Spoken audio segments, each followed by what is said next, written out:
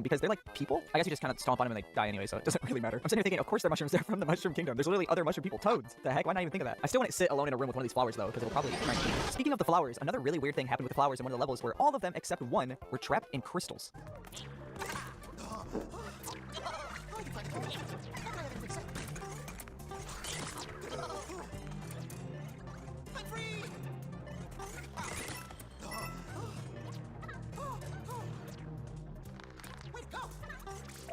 My first question would obviously be, how did they get trapped in these crystals? From my knowledge, the flowers don't actually move. They can only be moved by other things. They don't move on their own. So someone else had to have shoved them into these crystals. I'm thinking what might have happened is they were so stinking annoying that Bowser was just like, grr, and put them in crystals. Because there's those mechanical crusher guys here, that means Bowser must have been here, because Bowser's known for making all these mechanical creations. So that means maybe when Bowser was going through here putting up all his traps, the flowers just wouldn't shut up and he just shoved them into crystals somehow. They also gasp for air when you let them out. That means that they breathe. And also, how long were they in there? How long can they hold their breath? Do they not need to hold their breath? I don't know. There's too many questions. The Sunbaked Desert has a lot of secrets and strange occurrences, but the one that gave me the most questions was what I'm calling the Wonder Rift Mario, and it appears in the level Color Switch Dungeon. Once you get the Wonder Flower, this Shadow Mario appears and it follows all of your movements until you get the Wonder Seed and it goes away. It may have an official name, but I'm calling it Wonder Rift Mario because it also appears in a level called Beware of the Rifts. In this level, there's this weird rift energy and it looks a lot like space. It hurts you, but you can also throw Koopa shells straight through it and it doesn't affect them, which is really weird. Anyways, this level also has Wonder Rift Mario, and at first I was thinking that the Rift Mario might have had something to do with these ruins in the desert, but since it also appears in the Fungi Mines, where is this Rift Mario coming from? I have a theory, but you'll need to wait until the end to hear it because it's a big theory about a lot of different things in this game. In this level, there's also Rift Koopas. Rift Mario, if you hit it with an attack, it'll just stun him,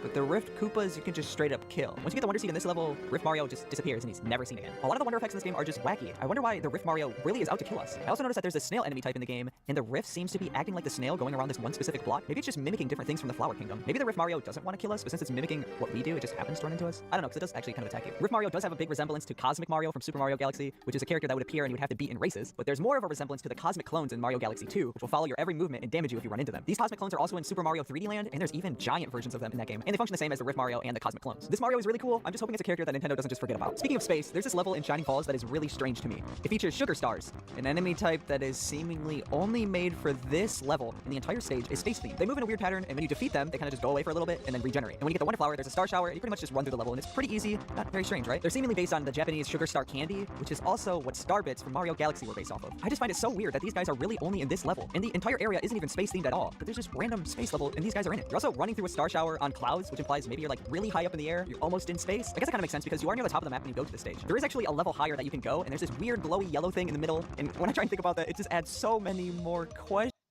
This right here is an entire replica of every city and geological feature of Earth in Minecraft. And this is a robot made with artificial intelligence that learned to play the game all on its own. These are just a few of the greatest accomplishments ever achieved in the game's history. Let's start off with a 1 million gold block cube built completely in survival. The SciCraft Minecraft server is known for pushing the game to its absolute limit, and in this case, dominating the global economy is no exception. With the help of this complex AFK pigment farm built in the nether, the members gathered over 100 million gold nuggets from just the farm alone. Then because nobody wants to make a storage unit for that many nuggets, they turn them all into gold blocks, which they then use to build a gigantic golden cube that almost goes up to the sky limit. Oh boy, that is just the start of the greatest Minecraft accomplishments though. Check out this guy who single-handedly went ahead and drained out an entire nether lava ocean in survival mode. To complete this project, he set up piston circuits to push sand into a lava lake very quickly, and then after all of the lava blocks had been covered by sand, he would remove them all with torches. Then by rinsing and repeating the strategy for over 4 whole months, he removed all of the lava out of this nether ocean, and I'm not sure why somebody would willingly do this to themselves, but you gotta respect the man's grind. Alright boys, now let's move into the more crazy side of the accomplishment. A YouTuber by the name of Fast Jazz figured out how to farm the Ender Dragon repeatedly while being completely AFK using this giant contraption in the end. Basically, you turn on this TNT duper above the farm, then literally all you have to do is look down into this water and hold right click with a finger or a rock. Then the water will push you around while you resummon the dragon with the crystals, which activates an elevator that will send you up the tower, all while the dragon quickly dies from TNT and funnels this XP to you. I actually ran this farm for just about 15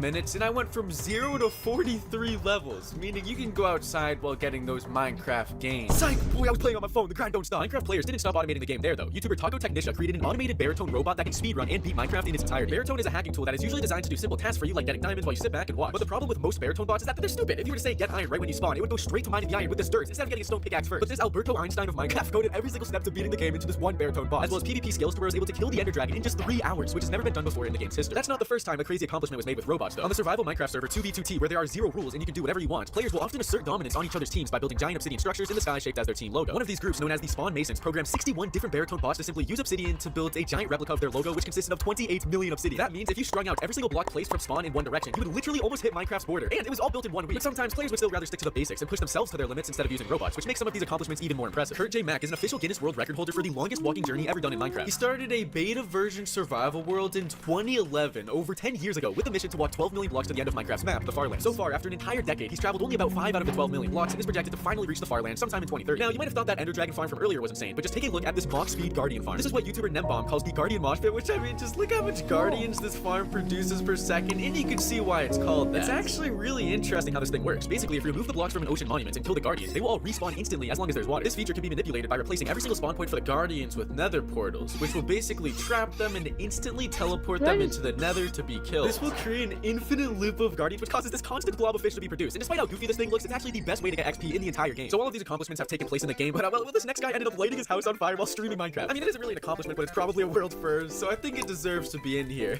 Am I right, guys? Anyways, this man paused Minecraft to light a match, and he ended up putting the match on a bunch of paper after, which then caught flame, and from there, his fate was sealed. You really just can't make this up, but you know, luckily him and his family got out safely in the end, and that, kids, is why you don't smoke. Alright, so next we gotta look at a speedrun in seed discovery. Here's the record-breaking seed for the fastest end entrance category. The seed starts off by spawning you on a deserted island. Nothing too special, but if you go into the cave system underneath you, you will literally find the stronghold with a completely filled end portal right in front of your eyes. This seed's discovery sparks the current world record for the end entrance category, which is about 17.46 seconds. This next accomplishment is possibly the greatest and most insane build that has ever been done in Minecraft. It's the whole Earth. The Build to Earth project is a huge team of builders working together to rebuild every single city and country on Earth in Minecraft, some of which being places like New York, Munich, and London. This map right here actually shows you all of the progress they've made. Each one of these circled zones on the map is a region that has been completely built. Let's check out Oklahoma real quick. Oh boy, what a surprise! There's nothing there because there's nothing in Oklahoma! This next accomplishment also involves a really insane build. The real wonders of the structure lies not within the architecture, but the libraries inside. This absolute beautiful building was made to contain banned books and pieces of media that oppressive governments in certain countries have banned. And because no countries have actually banned Minecraft, any free thinkers from oppressive countries can hop on the craft and see over hundreds of books their government has been hiding from them. You know Bedrock, the unbreakable blog? Well, the members of the Prototech Minecraft server made a contraption to obtain Bedrock in survival, not just break it, actually get the item. It's a very complex process, but to do this, they basically find the precise spot an end gateway will spawn, and then they place a slime block exactly where the bedrock is going to generate. When this is done, they go to a nearby TNT cannon and use it to ender pearl themselves into the chunks extremely quickly before the end gateway can even load into the world. As you can see here, the chunks aren't fully loaded yet. But when they break the slime block they placed earlier, the chunk finally updates and the game gets confused, dropping a bedrock block instead. How people have the IQ to solve something like this, I don't know, but Karen Cancer, no, this is way better. Once again, back on the Prototech Minecraft server, Razeworks and his team figured out how to create this insane-looking lightning farm which produces an infinite supply of skeleton horses. You probably don't believe me, but yes, this is in survival Minecraft. Basically what the team did was fill up every possible chunk around the farm lightning could strike in with massive amounts of lava, which, because of reasons in the game's code, lightning will not be able to strike on that lava, so it's forced to strike exactly where the farm is. Then by using complex redstone to quickly load chunks off in the distance, they manipulate the game to strike lightning down 20 times a second, ultimately gathering over thousands of skeleton horsemen per hour. There's also other forms of RNG manipulation done too, with similar techniques like Skycraft's interesting looking witch farm, and honestly, these are just accomplishments that deserve spots with cavemen making fire. This next accomplishment completely one-ups the 1 million gold block cube and drained out nether from earlier. It is a 1,000 by 1,000 or 80 million block hole of nothingness. Everything in it is completely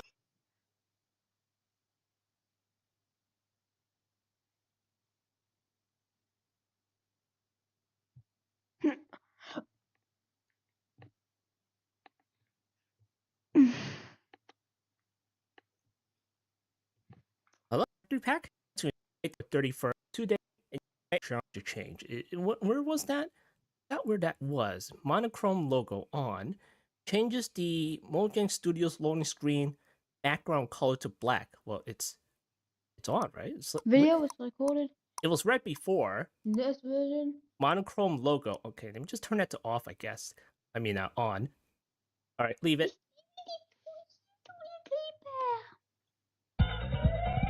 So, Fat Man, do you still think that you could save Little Planet? I've got a few more tricks up my sleeve. Oh, jeez. Oh, we came to this planet for some beer. Now we have to time travel and save Wallace. Let's make this a little more...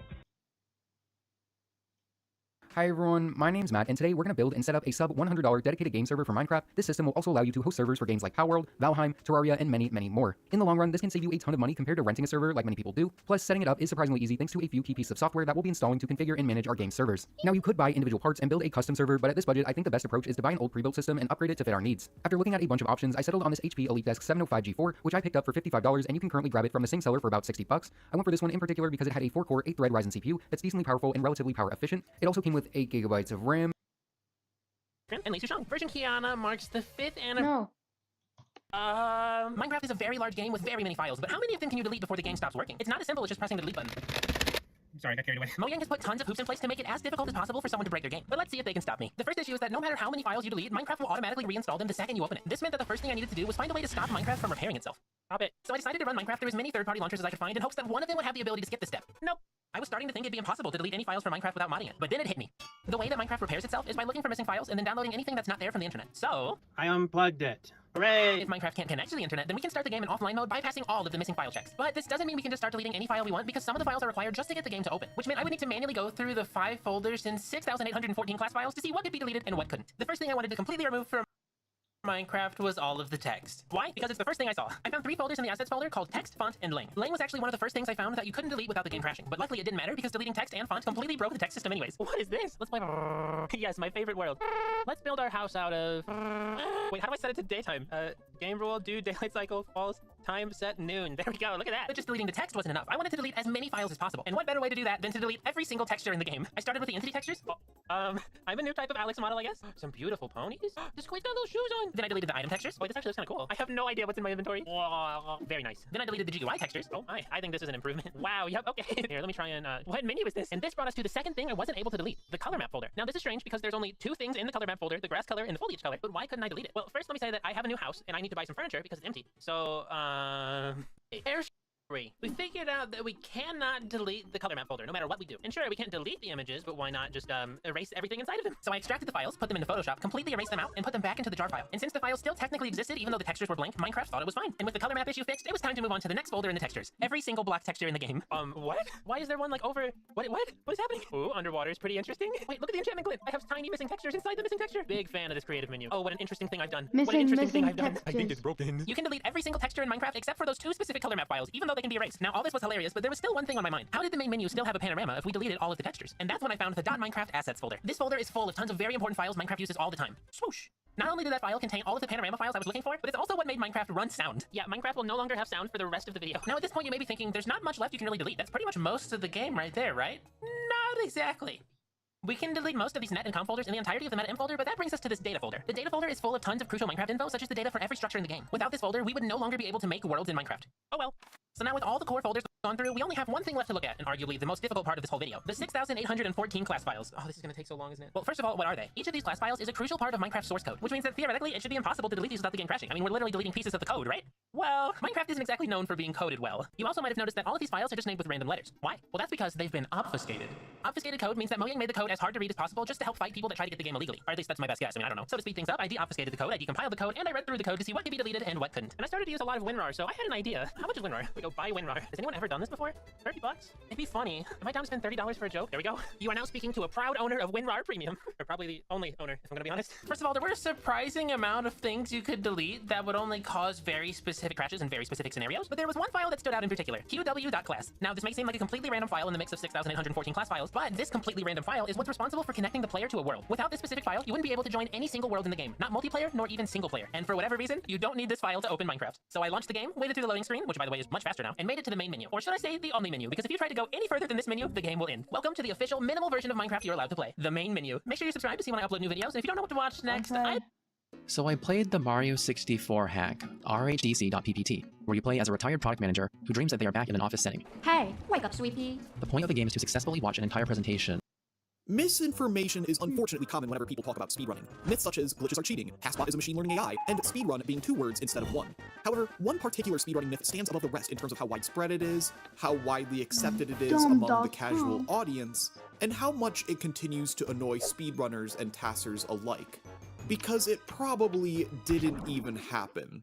The myth that a cosmic ray from outer space caused a spontaneous upwarp that saved time in a Super Mario 64 speedrun.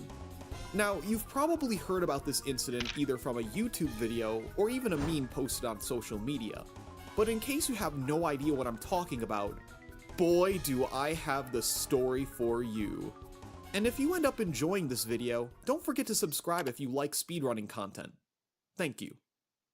10 years ago, on September 21st, 2013, a 70-star speedrun race between 2 runners, Dota Teabag and Midboss, took place. The race itself wasn't particularly high profile or notable, but 54 minutes into the race, something very strange happened. Dota Teabag was in the middle of collecting red coins and TikTok clock, when suddenly... What the? Did you get invisible walls? What? Mario warped straight up, past the graded ceiling above him before falling on top, skipping the climb up the platforms. This anomaly was saved as a highlight on Teabag's Twitch channel, but wouldn't garner much attention quite yet. Nearly 2 years later, in 2015, veteran Mario 64 speedrunner Kaiman would stumble upon the Dota Teabag upwarp clip and was intrigued. Upwarps under different circumstances had already been a well-documented glitch, where if Mario jumps into the very edge of a ceiling while also underneath a higher adjacent hangable ceiling, Mario will snap to the higher hangable ceiling as long as A is still being held. You can even see speedrunners perform this type of upwarp in Bowser in the Fire Sea to save time. But this upwarp was different. There were no hangable ceilings in Tick-Tock Clock, and Mario didn't jump into the edge of a ceiling. In fact, he wasn't initiating a jump at all. He was landing from a previous one. Clearly, this was not like any previously known upwarp. Curious for answers behind the anomaly, he sent the clip to Penencoic 2012, a tasser most well known for the A-Button Challenge, a massive tool-assisted project which aims to collect all 120 stars in Mario 64 with as few A presses as possible. Naturally, this caught Penencoic's attention, as again, Teabag ascended as he was landing from a jump rather than initiating one. This meant that if this new type of upwarp could be replicated and properly understood, it could potentially be a new trick used to save more A presses. However, neither Penencoic or anyone else had any luck replicating it. Still seeking answers, on August 4th, 2015, Penencoic made a YouTube video about the mysterious TTC upwarp, offering a $1,000 bounty to anyone who was able to recreate it in the Mupen 64 emulator and send Penencoic the M64 file, which contains the controller input data that could be played back in Mupen. Not long after Penencoic published the bounty announcement, people in the YouTube comment section would begin to theorize what may have caused the sudden upwarp. One theory that stood out was that a bit flip occurred in the game's memory that affected Mario's height, which might explain such a drastic warp. Penencoic would then test this hypothesis in a video uploaded to a secondary channel on August 6th. In this video, he tasked Teabag's movement up until the upwarp, where he then tested two different scenarios. The first was warping Mario straight to the ceiling, which didn't seem to quite match the original flip. The second scenario instead modified the first byte representing Mario's height from C5 to C4. These are hexadecimal bytes for 197 and 196 respectively, and when this byte is written in binary, you can flip the first bit to change it from 197 to 196.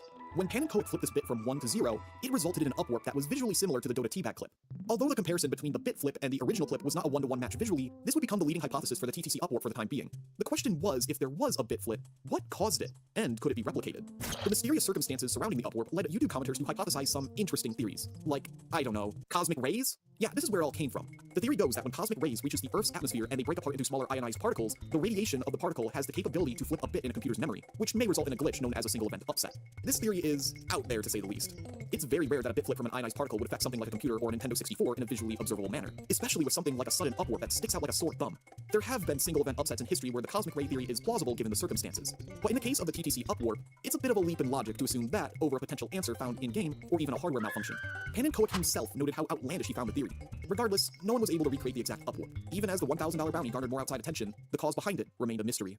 Years passed with no leads on the TTC upwarp. Solving this mystery was put on the back burner as taskers in the ABC crew focused on other projects. Cosmic rays remained a mere hypothesis, and an unlikely one at that. No SM64 expert 100% bought into that theory, and on February 21st, 2018, Dota Teabag left a comment on Panen's Bitflip comparison video that made cosmic rays seem all the more doubtful.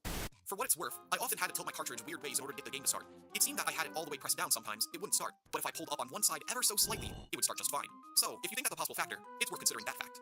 Yeah, I believe it is worth strongly considering a faulty cartridge and console as a potential cause, and that's what SM64 tasser Danebo did. Soon after, Dane bought Dota Teabag's Nintendo 64 and Mario 64 cartridge. The next month, he performed some hardware tests and messed around with it. It was in a somewhat faulty condition, but after running a few tests on the N64, nothing notable popped up and he was unable to recreate the upwarp. A cartridge tilt would often lead to messed up animations, audio, and game crashes. Here I use a setup where... Dirty or loose pin connections between the cartridge and the console are a more likely culprit though, as somewhat recent anomalies were likely caused by such a faulty connection or cart slap, which may lead to some sudden shifts in code. Here's some examples. On August 1st, 2018, a video from a Japanese runner, Atogami, was posted on YouTube by another Japanese runner, Aki. We can see that 17 minutes deep into a 70-star speedrun, Atogami falls off the Cool Cool mountain slide during the Penguin race. Upset, he hits his console in frustration. Upon regaining his composure, he jumps back into the painting. Except it didn't take him back to Cool Cool Mountain, but instead, Big Boo's haunt. I bet you've never seen that happen before. I'd say this is a very strong example of a cart slap. Another anomaly happened much more recently on January 21st, 2024. At the start of a 16-star attempt, speedrunner Zamdri experienced a very glitchy sky effect out of the blue. Like, literally, where's the blue sky? This persisted until he entered the castle. The character animations and audio were fine, and the glitchy sky effect did not happen in the other levels. When Zamdri lost the run, he went back outside the castle to see if the sky was still messed up. It was back to normal. How strange. Zamdri would also go on record to say that his N64 was particularly sensitive and susceptible to loose cart connections and even cart tilts. It's worth noting that cartridge tilts themselves are not known to replicate upwarps or flip bits, but it's more plausible that a cart slap, bad pin connections, or even some other memory error was responsible for the Tick-Tock Clock upwarp. More likely than cosmic rays, it's entirely possible that no bits were flipped at all, because neither cart tilts nor slaps flip bits. Again, without knowing the exact displacement of Mario's height in the Dota Teabag clip, we have no confirmation that a bit flip even happened at all, especially when you consider the condition of Teabag's cart in N64, the proof of concept video not matching exactly, and the opinion of experts of Mario 64 and the N64 hardware. But let's humor that possibility for a second. What if a bit actually did flip in memory to cause the upwarp? Surely then it has to be a cosmic ray, right? Well, not really.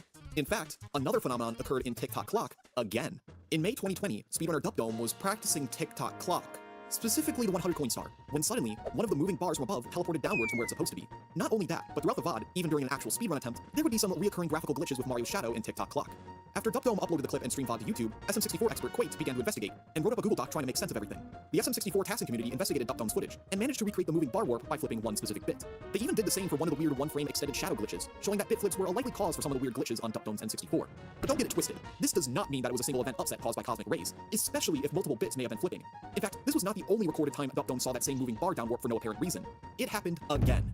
Clearly, this had to be a deeper hardware error of some kind causing these reoccurring glitches. Taking into account that Dupdome's N64 appeared to have frequent bit flip errors, including 2 separate instances of the moving bar downwarping, there is significantly more evidence pointing towards a malfunctioning memory cache to have caused all those glitches. That or some other hardware-related error is far more likely of a theory than cosmic rays. Hi there, the editor here. If we were to still humor the bit flip theory, there is a possibility that it could be some other type of interference. For instance, electromagnetic interference. Something as common as a power surge may potentially be to blame for the causes of bit flips. And if you listen to Teabag's surroundings during the race, there is a lot of construction going on.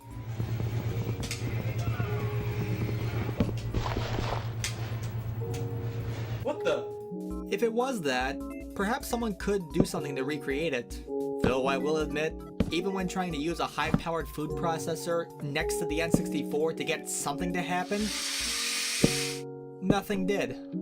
There have even been recent mysterious downwarps that were probably not caused by a bit flip. On December 8th, 2022, Peruvian speedrunner Ian_1243 experienced a strange downwarp in Bowser in the Fire Sea during a run. This downwarp was not caused by any currently documented methods, and is still considered an unsolved mystery. But we know for a fact that it wasn't a bit flip, because the vertical displacement is estimated to have been around 900 units. Bits in memory represent exponential powers of 2. When a bit is flipped, it adds or subtracts a value representing a clean power of 2 to a byte in memory. The closest power of 2 to 900 is 1024. But according to the experts, Mario doesn't seem to be displaced by that much from the sudden downwarp, making a bit flip highly unlikely. So, if SM64 experts were able to come up with more realistic theories for the TTC upwarp based on Dota Teabag's faulty hardware, other similar anomalies, and their own understanding of the game and the N64 architecture, why did the cosmic ray theory suddenly spread across the internet as if it actually happened? The answer is bad gaming journalism. On September 16th, 2020, an article covering Dota Teabag's Tick Tock Clock upwarp titled "How an Ionizing Particle from Outer Space Helped a Mario Speedrunner Save Time" was published on The Gamer. Based on The Gamer's previous video coverage of speedruns, you know you're in for a real treat. A gamer with the tag of Funilla SM64 dives, jumps, and bursts through multiple levels as he makes seemingly impossible jumps. Objection! That's why we've compiled a list of 10 video game speedruns that will never be beaten. Anyways, the article gives a recap of the upwarp, what makes it different from a normal upwarp, and the $1,000 bounty from Panenkoic 12, and then makes the bold claim that the upwarp was certainly caused by an ionizing particle, citing Panenkoic 12 and his comparison video, claiming it was 100% confirmed that it was a bit flip. The author states it with so much confidence that it is 100% confirmed that they ignored the part in the video description where it states that the glitch is not solved and the idea of a cosmic ray is a bit far-fetched. And thus began a classic game of telephone. On February 7th, 2021, a tweet containing an excerpt from the game article went viral, getting 32,000 likes and over 5,000 retweets, bringing a lot of attention to not only the TTC upwarp once again, but now the cosmic ray theory as well. This unlikely theory began to spread across the internet as if it was a proven fact, much to the chagrin of many members of the speedrun community, who had more context than the general public did. Later that week, news articles from various gaming and pop culture publications began to post articles about the TTC upwarp caused by cosmic rays theory, many of them regurgitating info from the Gamer article, typos included. This topic became even more widespread on August 31st, 2021, when the popular educational YouTube channel Veritasium published "The Universe is Hostile to Computers," a video that discusses cosmic rays and how ionized particles from said cosmic rays can affect computers by flipping bits. It has 20 million views. For the most part, it is a very well-made and well-researched video, citing various academic journals, anecdotes of real-world events, and the gamer. Uh-oh. Yeah, there's a short 1.5-minute segment about the TikTok clock upwarp, using the Gamer article and Panacook 12's proof of concept video as an example of a bit flip definitely happening thanks to a cosmic ray. As you can imagine, with it being featured in such a popular video, it spread around the internet like a wildfire again. More news articles covering the TTC upwarp were then published, including one from PC Gamer that erroneously